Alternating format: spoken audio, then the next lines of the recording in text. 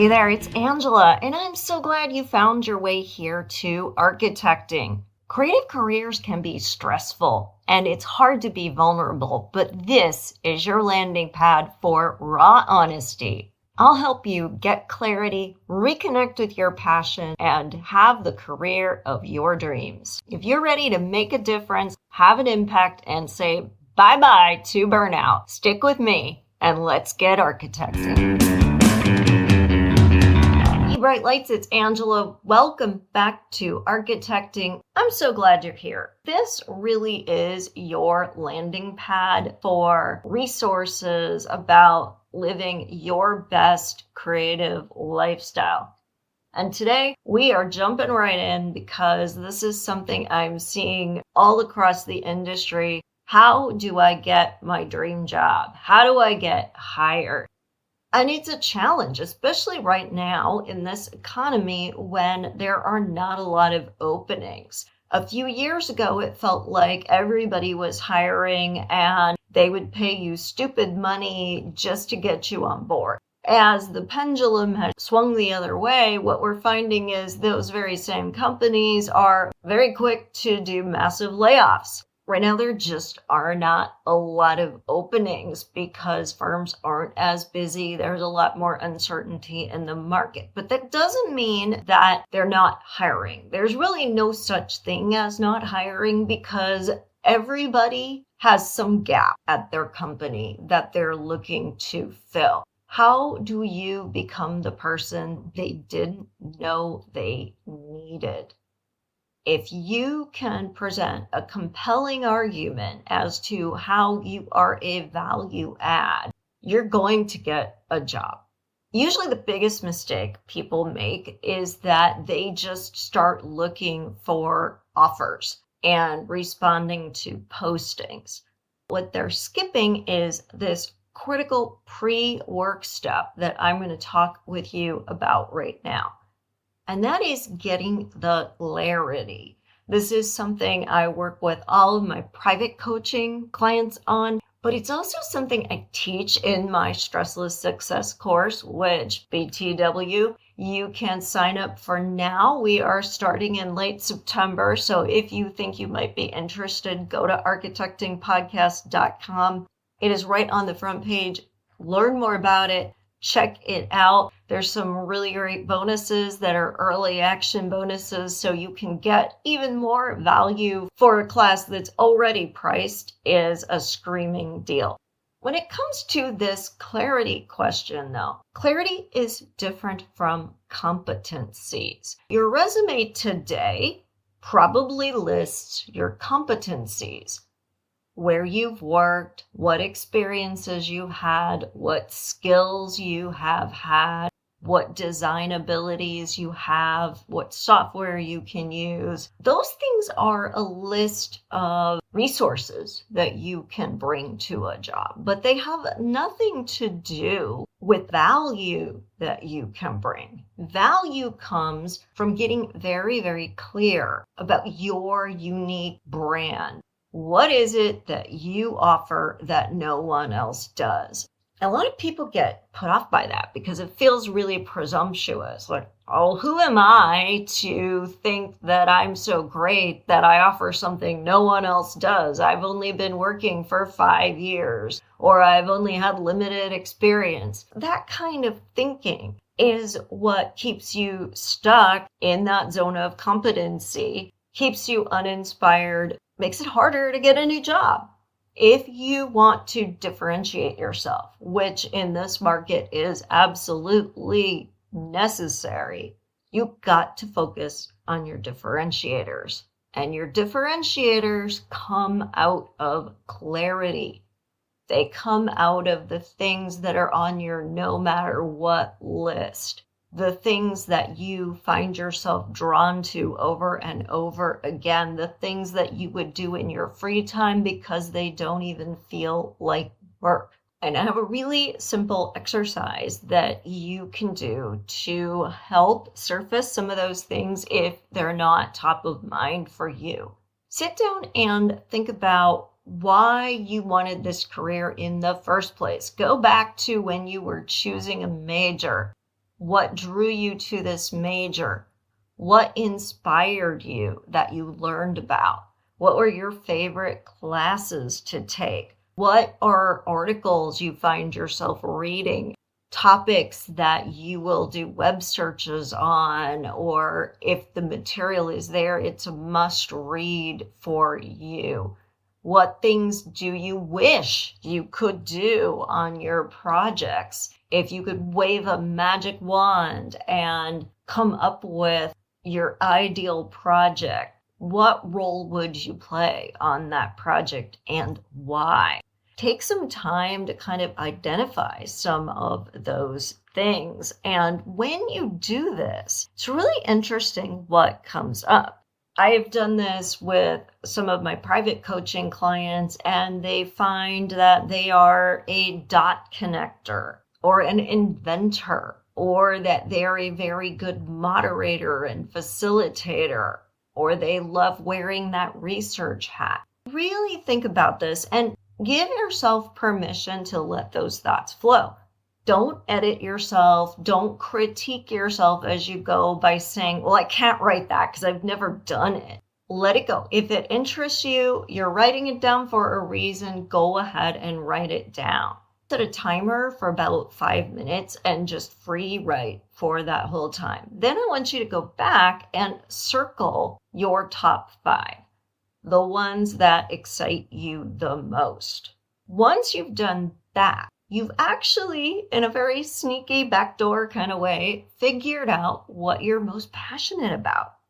And it might look really different from how you would describe your skills and abilities today based on where you are in your career. That's okay, because this is an aspirational list. Then you can start to look at your skills through the lens of these 5 different areas that really are your clarity, your why.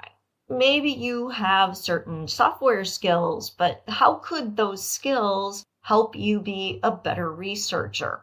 For example, if you are really good at writing grasshopper scripts, you might be able to run scenarios and test those. That's a really cool skill set to have. That is a differentiator, and that is aligned with something that you're passionate about. Once you start to do that, align your passions, your why that you've got clarity on, with your skill sets. The next thing you need to do is get some receipts. I'm talking about evidence that you can do what you would like to do. That can feel really intimidating if you're thinking you have to show it on a big project start to finish. But there's actually a lot of small ways that you can generate these receipts. So we go back to our research example and being able to write grasshopper scripts. These things are a garbage in, garbage out kind of thing. And the difference between a technician who simply can write a script to perform a certain function and somebody who has the value add is that the value add is knowing what to query, knowing what you want to test and understand. Think about something in a current project you're working on that you could test. Maybe you want to test how busy a waiting room might actually get, how full it might get. Maybe you want to test preferred paths that someone might take through a public space to determine where you're going to have the most people converging, so that you might place something that you really wanted them to interact with in that location. Even if your client hasn't specifically voiced an interest in a particular issue, if it's related to how the space performs, you can study it, right? Come up with that. And then do a little mini study. Could say if I wanted to test how often people would walk past a certain area so they could interact with a design feature, what are some of the things that would have to be true about the design? I would have to understand where people were coming from and where their destinations might be so that I could come up with a plausible path and I could map that. And then I might need to decide what volume of traffic would take that particular path. And could I map that? Maybe it's a heat map, right? You can see how I'm building this. And that's just for one thing you could possibly do. Maybe you're not interested in research. Maybe you love facilitating and moderating conversations. Could you do that with your in-house design team? Give them a topic and walk everyone through it and see what brainstorming and what ideas come out at the other end. Could you volunteer to teach a class and rather than just talk at the class, give them something interactive, get them reporting out about what they did or what their thoughts are and demonstrate how you can come up with a theme or logical conclusions or goals around that issue based on what you're hearing. There's a million ways that you can create these test scenarios where you can take those things that you are most passionate about, combine them with your skill set, and do some activity. Now you have the receipt of that outcome. So you might learn through your research study that for something to get attention, it needs to have certain parameters. Well, that's something that you learn. Or you may learn when you facilitate and moderate that the loudest voice in the room can influence other people and that you have to build in certain techniques so that everybody is heard, or that some people don't like being put on the spot and will clam up. So you need to give them ways to process longer before they have to give you an answer. You may learn about how different personalities work together, and those are valuable things. And if you also happened to learn something valuable about whatever the prompt was for that group, that's also a finding. So you can see how you can begin to explore issues that you're interested in through real scenarios, get findings from that, and then be able to talk about both what you love to do and your skill set in a way that shows that you are a person that gets results, because results are the value add. And we all know that in the design profession, our clients are risk adverse. It's very expensive to fail in the design industry. People like to do what they know works. How do we convince them to do something better when we can start to show them how they benefit? The next thing that is really critical to do to show your value is to understand pain points. Are these pain points in the industry? Are there pain points of typical clients that you see coming up over and over again on projects? Are there pain points within a community that need to be addressed? Are there pain points in how practice works that could be fixed? Whatever those pain points are, if you can begin to talk about how to get somewhere better, then you have a compelling argument for why you can help a team be more high performing because you know how to moderate conversations and get the best out of everyone. Why you? Because you can study things people didn't even think about so that you know whether a proposed solution is likely to work. Remember, I said you add value when you can give someone something they didn't even know they needed, because now they want it. You've unlocked that pain point for them. You're showing up passionate. You're demonstrating skills. And now you make the appeal to their emotions.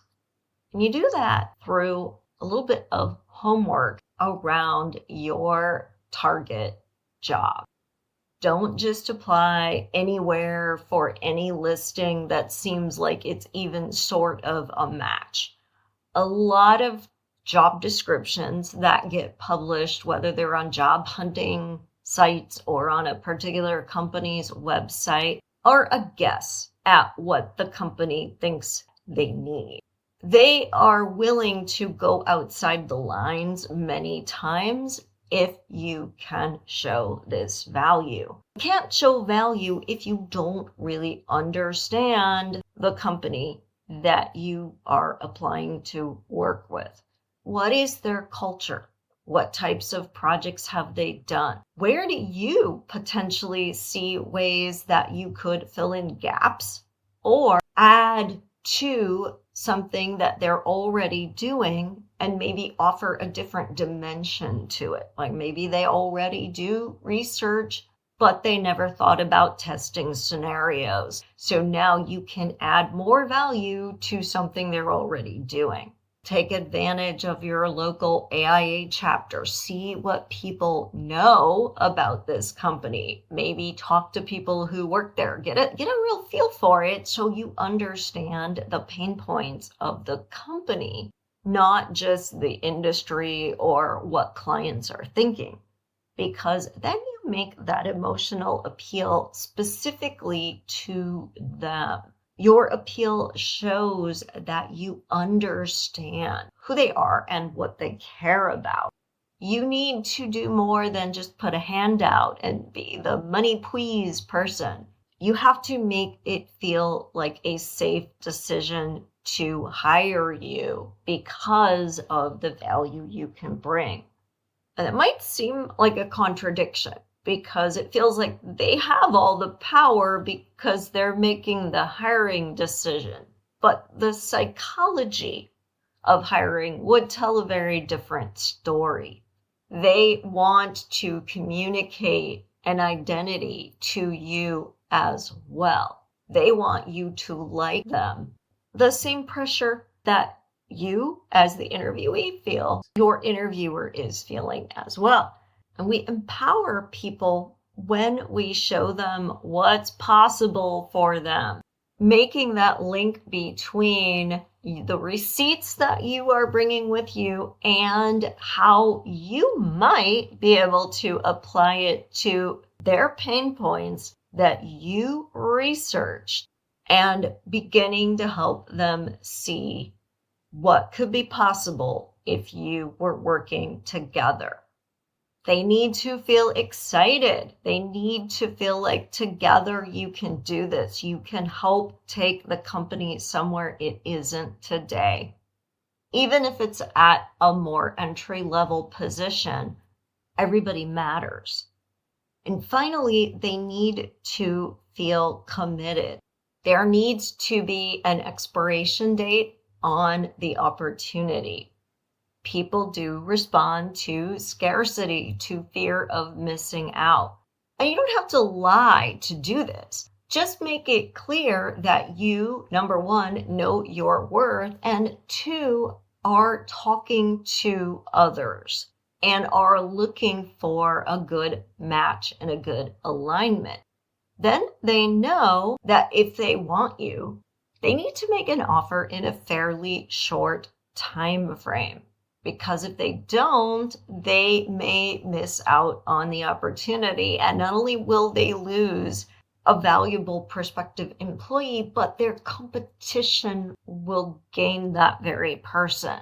That discomfort of that pain point gets amplified because it becomes a real vulnerability if you can solve that same problem for their competition and give their competition an advantage. So remember, it starts with clarity. What are you passionate about? How can you link it to your skill sets?